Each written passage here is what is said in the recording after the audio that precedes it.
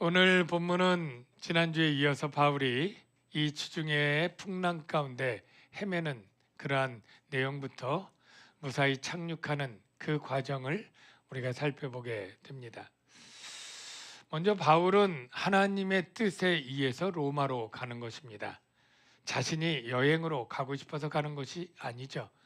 하나님은 바울을 예루살렘뿐 아니라 로마에서도 복음을 전하는 자로 그렇게 세우셨습니다.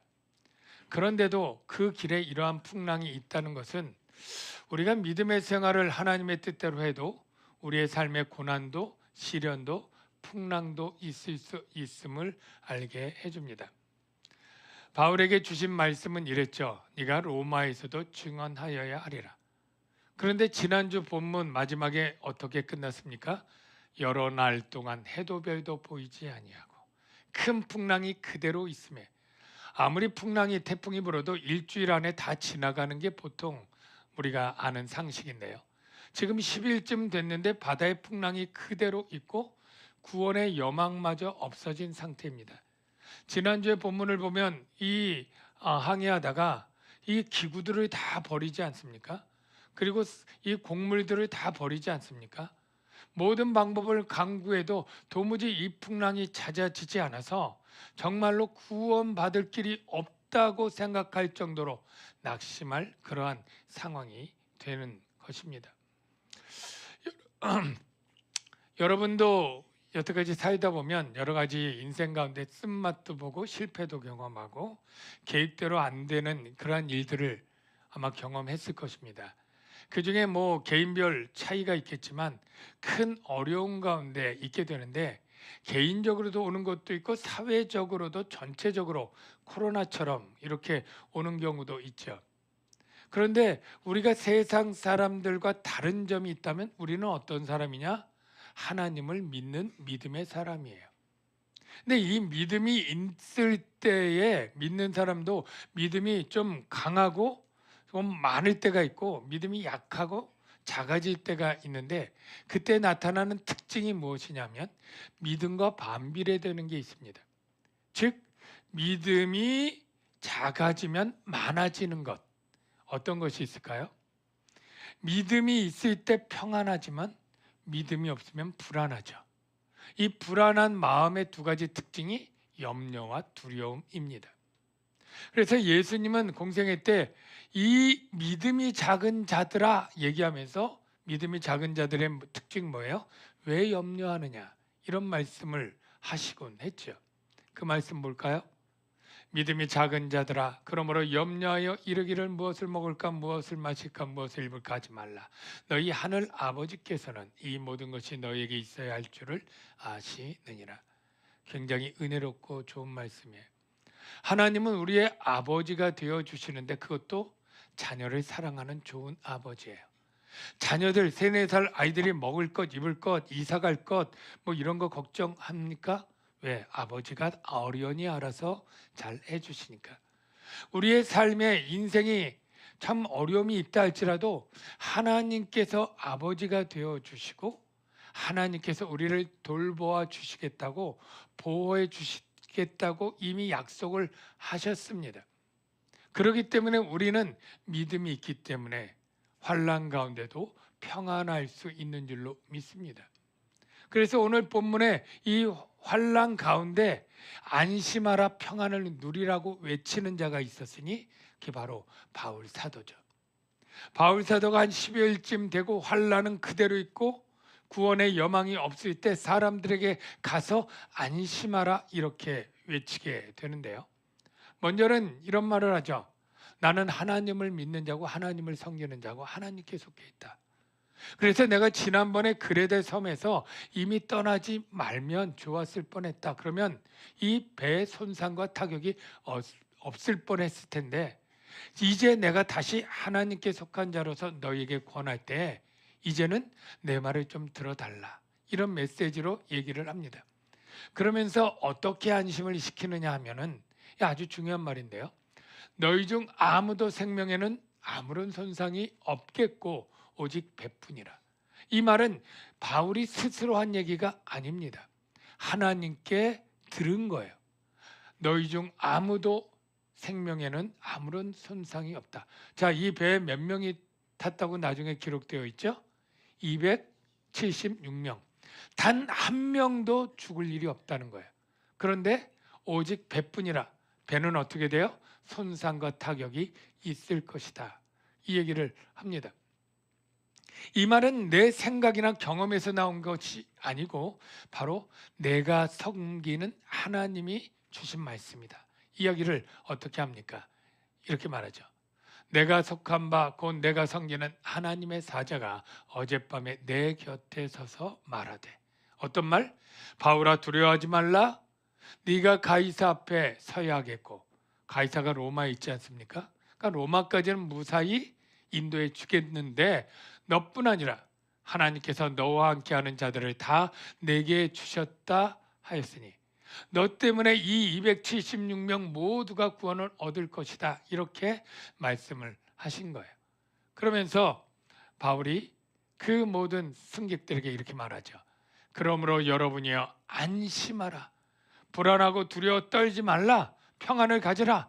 나는 내게 말씀하신 그대로 되리라고 하나님을 믿노라. 제가 밑줄을 쳤습니다.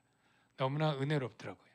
우리 하나님은 말씀하신 그대로 행하시는 분입니다.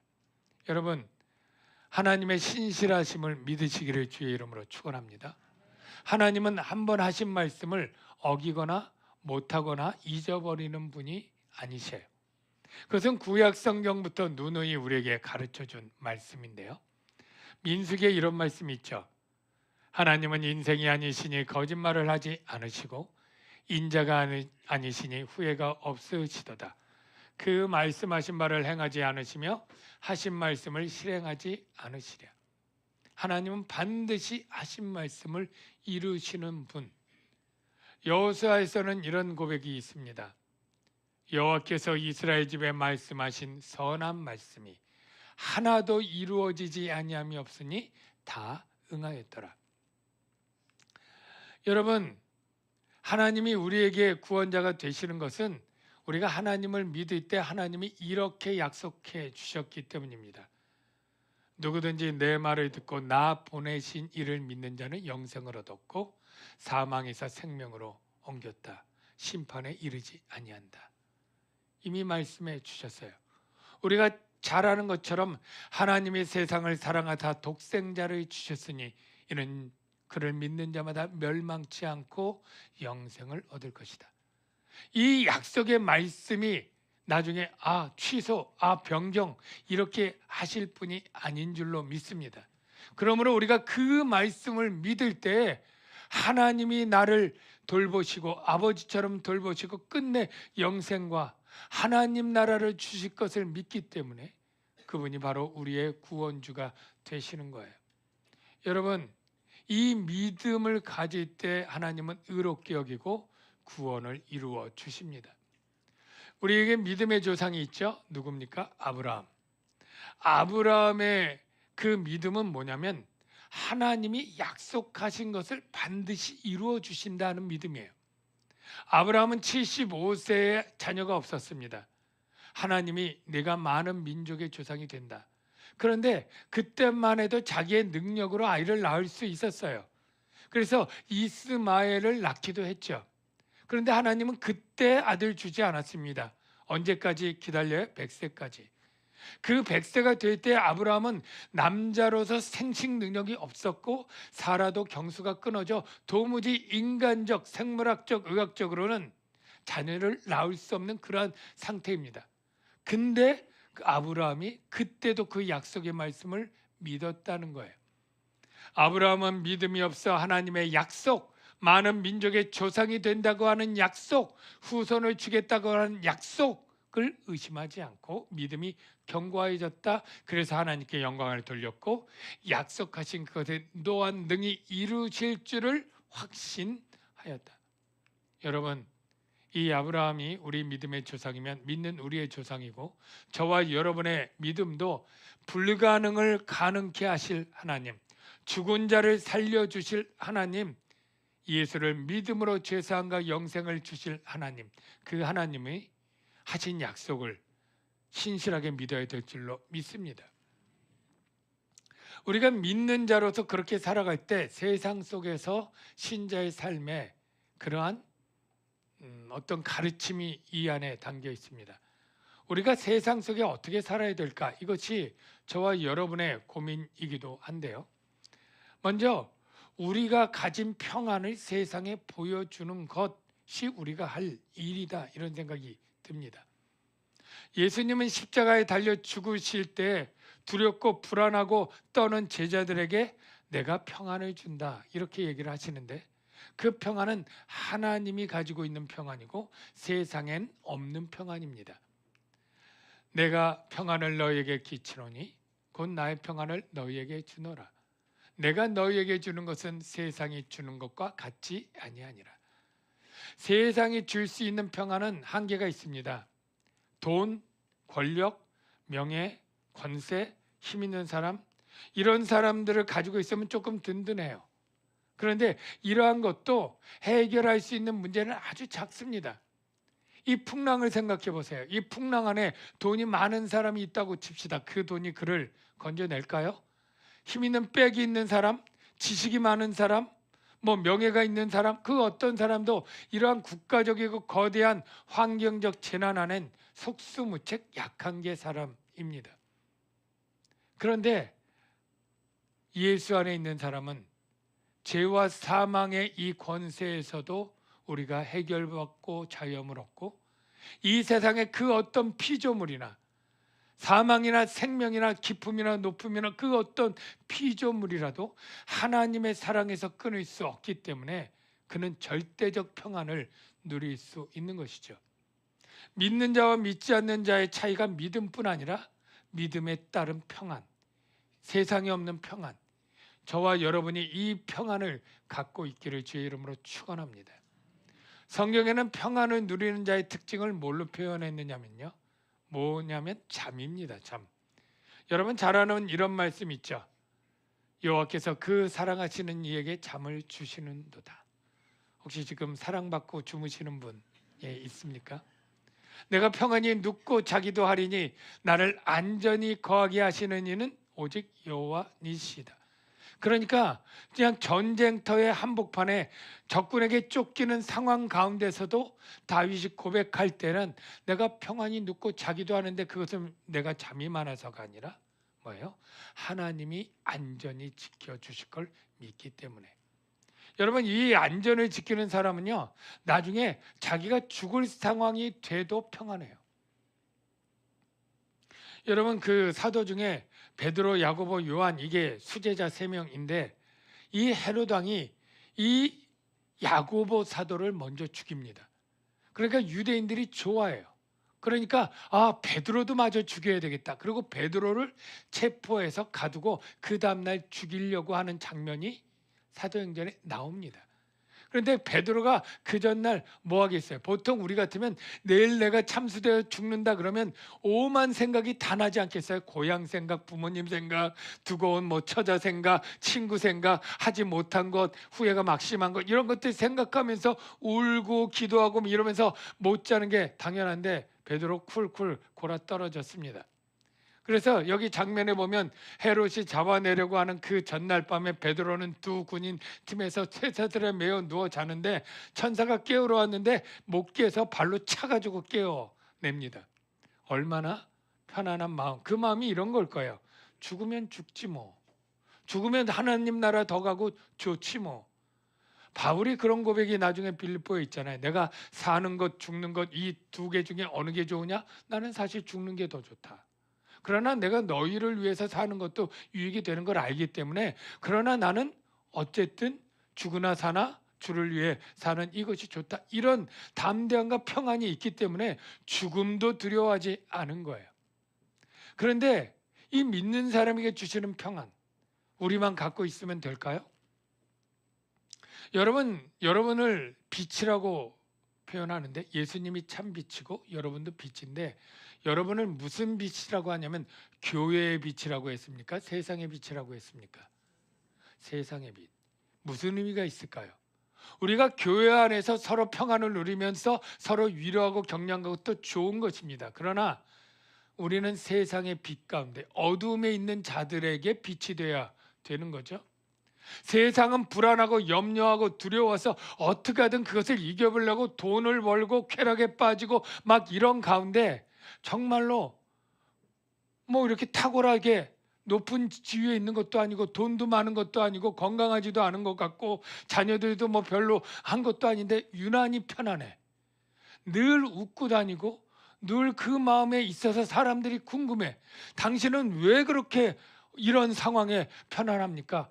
경제가 이렇게 어렵고 사업도 힘든데 자녀가 아픈데 왜 편안합니까?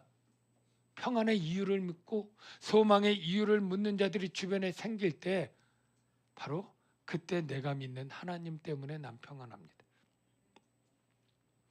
예수께서 이렇게 말합니다. 내가 너에게 평강이 있을지어다. 너희만 평강을 갖고 있지 말고 내가 너희를 세상에 보내노라. 아버지께서 나를 세상에 보낸 것처럼 나도 너희를 세상에 보내노라. 어떻게 평강을 가지고 세상 가운데 평강의 사도로 보내는 거죠. 저는 여러분들이 예수 믿는다고 해서 세상에서 다 우수한 1등이 되어야 된다고 생각지 않습니다. 예수 믿는다고 꼭 1등 해야 됩니까? 공부 잘해야 됩니까? 꼭 부자 되어야 됩니까? 높은 데 올라가야 됩니까? 우린 그렇지 못할 수 있어요. 그럴 수도 있지만. 그런데 예수 믿기 때문에 여러분들이 꼭 해야 되는 1등은 여러분이 반에서 제일 평안한 사람, 여러분이 여러분의 회사에서 제일 평강을 누리는 사람, 평강으로 1등 하시는 분 되시길 축복합니다. 그것은 바로 하나님을 믿는 믿음 때문이죠. 그래서 바울은 안심하라, 우리가 반드시 하나님을 믿기 때문에 하나님의 약속대로 섬에 걸릴 거야, 이 얘기를 합니다. 그리고 나서 한 14일쯤 되는데 한밤중 자정이 됐어요.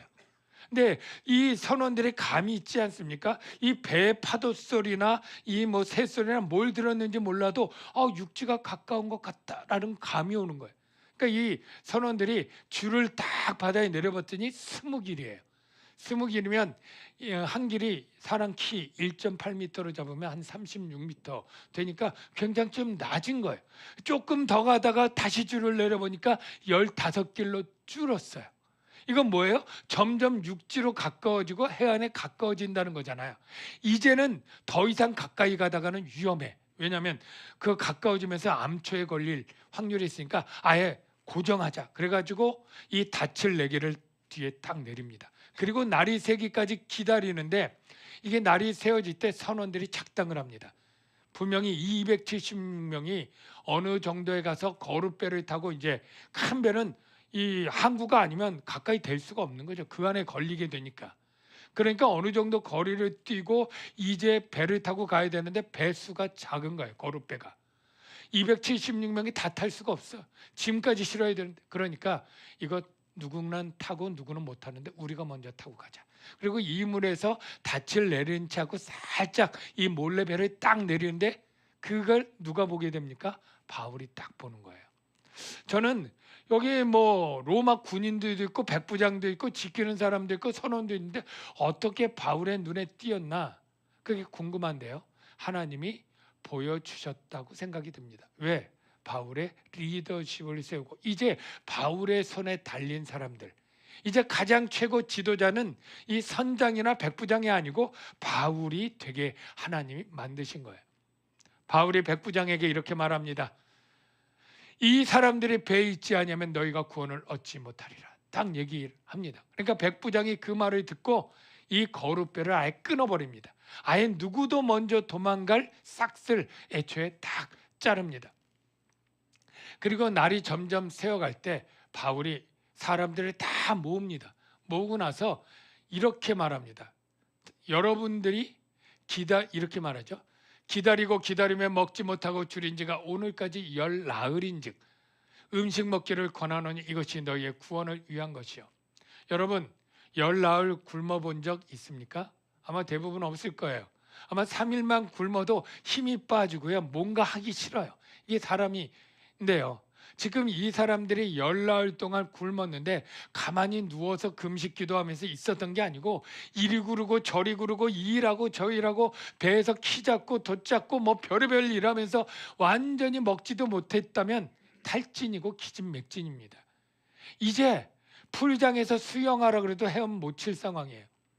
여러분은 뭐 체육문화센터에서 수영 배워가지고 수영 한 200~300m 가는 사람들, 바다 수영한다고 딱 들어갔다가는요 얼마 못 가서 빠져 죽을 수 있어요.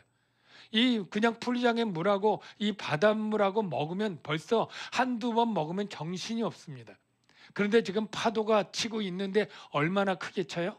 나중에 보니까 배를 깨트릴 만한 큰 파도라고 그랬어요.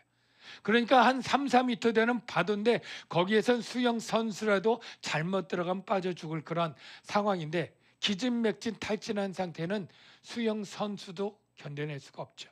그러니까 일단 체력 보강을 위해서 너희가 구원을 받으려면 먹어야 된다. 그리고 나서 먹게 하는데요, 뭐부터 하느냐면 하나님께 기도를 합니다.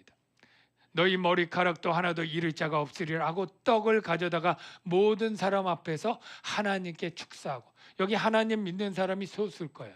근데 이방인들이 저가 믿는 여호와 하나님 처음 듣지만 저 기도를 같이 감사 기도를 들으면서 하나님을 배운 거예요. 그리고 그 기도 후에 바울이 먹는 걸 보고 떡을 떼서 먹게 되는데 276명이더라. 제가 여기서 그런 생각을 해요. 왜 하나님께서 아까 서두에 얘기한 것처럼 바울을 사랑하고 바울을 로마로 보내서 복음을 전할 그러한 일을 맡긴 일인데, 왜 중간에 인간의 과실과 과오가 있어서 잘못 판단한 일이 있지만 굳이 이렇게까지 막 휘둘려서 그렇게 괴고생을 시키고, 표현이 좀 그렇습니다만 굉장히 고생을 시키고 보낼 꼭 그럴 일이 있을까라는 생각을 하게 됐는데요. 이 지점에 오니까 아하, 여러분 이 276명이 믿지 않는 그런 다신교를 믿는 사람들이 많은데, 생전 처음 하나님을 알고 하나님께 기도할 때 동참해서 기도했어요. 그리고 나서 먹고 수영 쳐서 기적적으로 구조된 다음에 가서 뭔 얘기하겠어요? 자기 가족들 만나면 이야기 안 하겠습니까? 아마 평생 살면서 내가 젊었을 때 이런 일이 있었고 이렇게 했는데 그때 하나님을 믿는 어떤 사람이 나타나서 기도했고 우리를 이렇게 해서 내가 살았다고 입에 침이 마르도록 얘기하게 될 때 그 270여 개인마다 그 주위의 사람이 얼마나 많이 그 하나님을 듣겠습니까? 그래서 바울이 이 사건을 통해서 영적 지도자로 서고 바울의 복음이 증거되도록 하는 하나님의 놀라운 섭리가 있었고, 나중에 보지만 이 멜리데 섬 몰타 섬이 지금도 개신교, 그땐 캐톨릭이었으니까 믿는 사람이 90%가 훨씬 넘는다 그래요. 바로 하나님의 놀라운 역사가 있는 거죠. 그런데 그래서 이제 날이 밝으니까 이제 섬이 이제 보이게 되고, 그 섬 중에서 될 수 있는 데가 또 있어야 되잖아요. 뭐 절벽, 바위 틈 이런 데로 가다가는 안 되니까 그나마 경사 가지고 모래사변 있는 것을 딱 보니까 보이긴 보여요. 그러니까 선장이 의논을 하는 거죠. 우리가 어떻게 항로를 잡아서 저기에 될 수 있을까? 저기 되면 잘 안전하게 배가 손상 없이 될 수 있을까? 막 의논을 합니다. 근데 사실 이 의논은 필요 없는 의논이에요. 왜냐하면 이미 하나님의 결정 조건이에요. 배는 부서진다. 사람들은 다 산다. 그러나 배는 파괴된다. 그런데도 이 말을 귀뚱으로 들은 거죠. 그들은 그래가지고 어떻게든 배 손상도 막아보자. 우리가 안전하게 해보자. 막 머리를 써서 그 경험과 노하우로 가는데 어떻게 될까요? 네, 간다가 보니까 탁 걸려버린 거예요. 왜 걸렸느냐면 마침 그곳에 이 물이 합쳐지는 곳인데, 이 강물이 흐르는 곳과 바닷물이 가는 곳은 이 물이 소용돌이 치면서 거기에 뻘이 생깁니다. 모래가 생겨요. 근데 지금도 가보지만 그 뻘 밑에는 진흙입니다. 진흙. 근데 겉으로 얕은 배들은 그냥 지나가서 모르는데 지금 대형 선박이잖아요. 그러니까 거기 수 밑에 모래 밑에 진흙에 탁 박혀버린 거예요. 그러니까 앞은 박혔는데 뒤에는 파도가 치는데 큰 풍랑의 파도니까 갈 때는 몰랐는데 앞에 박히니까 이 힘을 그대로 뒤에 받게 되니까 뒤에 널판지에 물이 새어 들어오고 널판지가 깨어져 나가고 막 이렇게 되는 거죠. 자초되어 침몰 위기가 점점 오는 것입니다. 그러니까 제일 먼저 로마 군인들이 했던 얘기가 뭐냐면 백부장에게 달려와서 이렇게 말하는 거죠. 저 죄수들 당장 죽입시다. 왜냐하면 지금 이렇게 깨어질 때 이 사람들이 바닷물에 들어가서 죄수 중 몇 명이라도 살아가면 그 책임은 다 이 로마 군인들이 져야 돼요. 왜냐하면 그 당시 로마법은 이 죄수를 호송하거나 이 간수로 있던 사람이 죄수가 달아나면 그 죄값을 간수가 지게 됩니다. 그래서 빌립보 간수가 자결하려고 했던 사건이 이 지진으로 이 죄수들이 다 도망한 줄 알고 난 죽었다. 그리고 스스로 자결하려고 했던 일도 있었고요. 베드로가 기적적으로 달아나자 그 간수들을 헤롯이 다 참수해서 죽였던 사건이 사도행전에 있는데 그 당시에 로마 군인들 중에 모를 사람이 없는 아주 특별한 사건인 거죠. 그러니까 이 죄수들 도망가면 안 되니까 죽입시다 딱 하는데 바로 백부장이 그럼 바울이 죽잖아요. 그러니까 바울을 살리기 위해서라도 그 일을 딱 막습니다. 하나님께서는 276명 중에 단 한 명도 생명을 잃는 일이 없다고 한 그 말이 어떻게 이루어지느냐.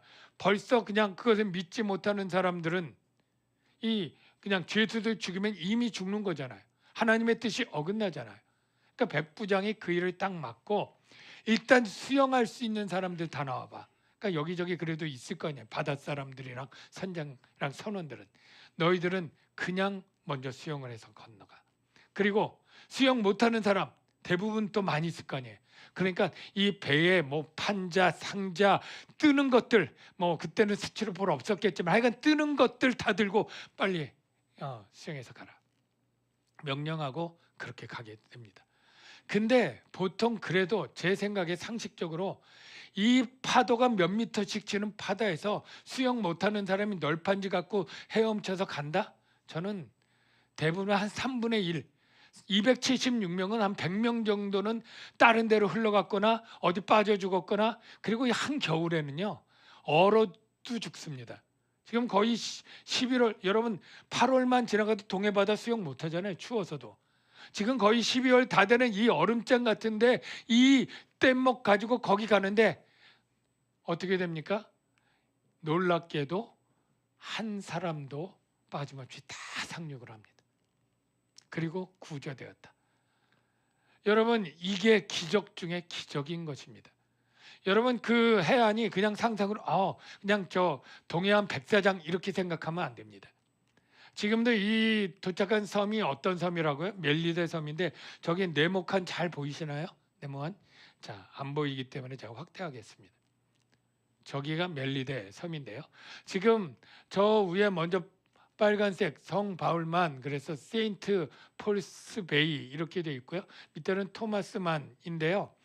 사실은 이제 성 바울만이 저기에 도착했을 거라고 유력하게 보는 전통적인 견해인데 지금 저기 이제 몰타라고 하는 섬에 관광을 가면 저 바울만의 그냥 호텔들도 많고 지금 좀 그 분위기가 알 수 없는데 하여간 저기에 바울 남파교회가 있고 바울 동상도 있고 저렇게 가서 이제 보게 됩니다. 그런데 저 지형이 개발이 안 된 곳을 사진을 찍으면 저렇습니다.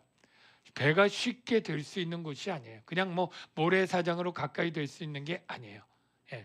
그런데 사실 토마스 만인 제가 말한 데는 저기는 더 이제 성경적으로 부합해서 새롭게 주장되는 곳인데 왜냐하면 저곳에 물이 만나는 곳이 있고 저 바다의 깊이가 딱 15길 정도 되는 데가 있고 거기 밑에 뻘이 있고 거기에서 수천 년 전에 침몰된 닷을 이제 끊어버리고 들어가거든요.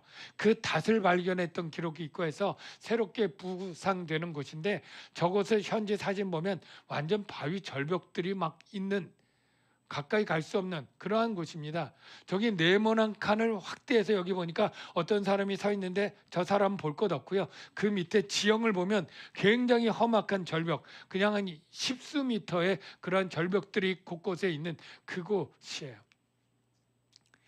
거기에 270명이 단 한 명도 빠져 죽지 않고 안전하게 도착했다.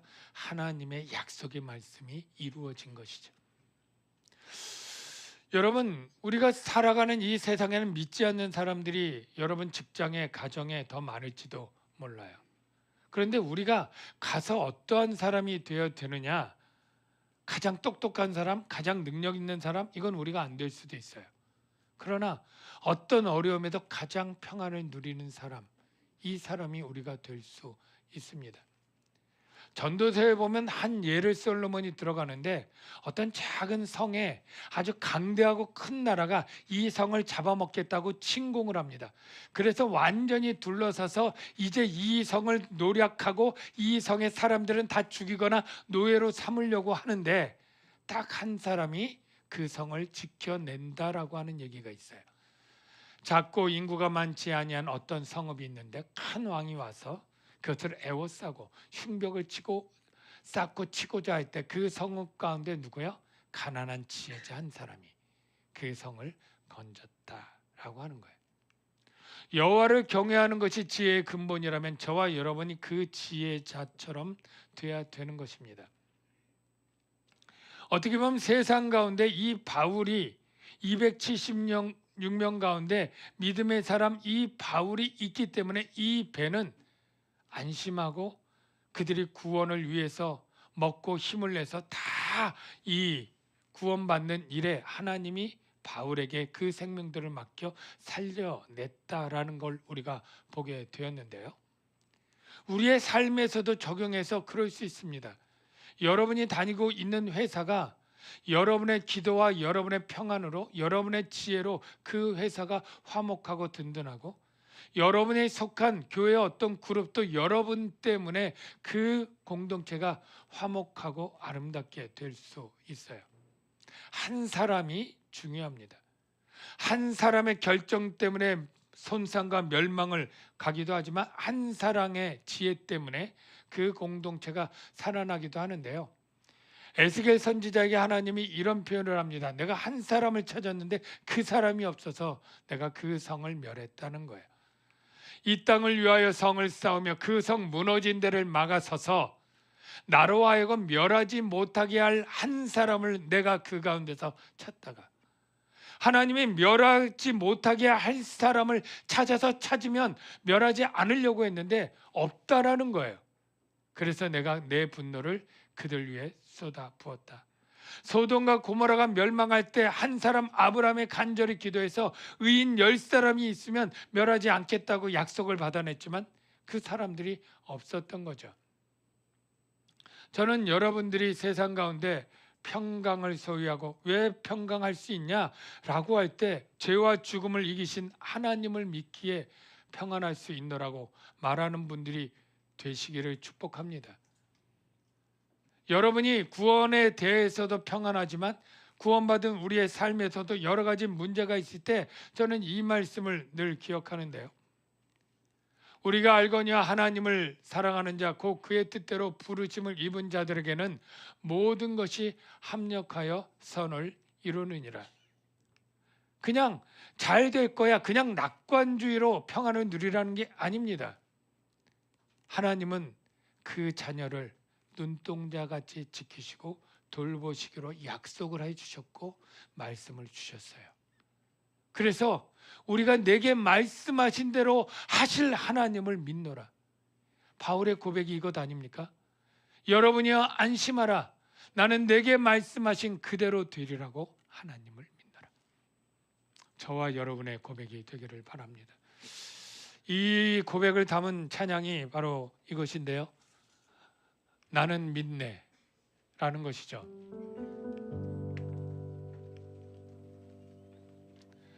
내 앞에 바다가 갈라지지 아니면 주가 나로 바다 위 걷게 하리. 나는 믿네 주의 능력으로 내 삶 새롭게 되리. 나는 믿네 주와 함께 싸워 승리하리라. 이 찬양 가사가 바다와 같은 방해물 어려움이 있다 할지라도 능력의 하나님이 그 바다를 갈라서게 하거나 바다 위를 걷게 할 거라고 하는 믿음, 그러지 않고 내가 바다에 죽는다 할지라도 합력하여 선을 이루실 것을 믿는다고 하는 고백, 우리가 이러한 찬양을 같이 하면 좋겠습니다.